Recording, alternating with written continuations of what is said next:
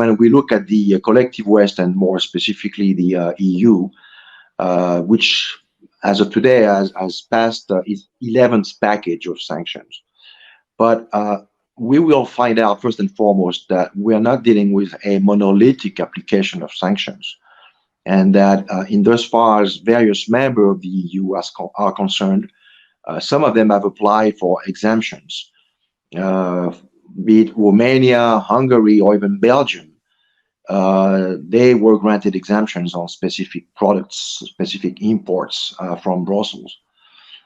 The USA themselves actually keep importing potassium and cereals and rocket engine, at least until recently. Japan has joint ventures with Russian entities in the exploitation of liquefied gas. And so in so doing, they also are basically not applying sanctions on Russia. Same with South Korea. So within NATO at large, the application of sanction is not monolithic and not uniform. You would add to this that a significant chunk of economic players on the world stage are, if not explicitly supporting Russia, are at the very least taking a neutral stance on this Ukraine crisis.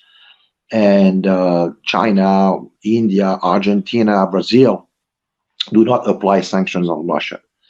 As for Africa, there was actually a recent quote from a high senior official from the African Union, I think, who basically, when he was queried about why isn't Africa taking a more committed stance in going in after Russia, as it were, the person said essentially, well, I mean, we've had a lot of wars on the continent and you never really cared about it. So why should we care about what is essentially a white man's conflict on the continent, in Europe?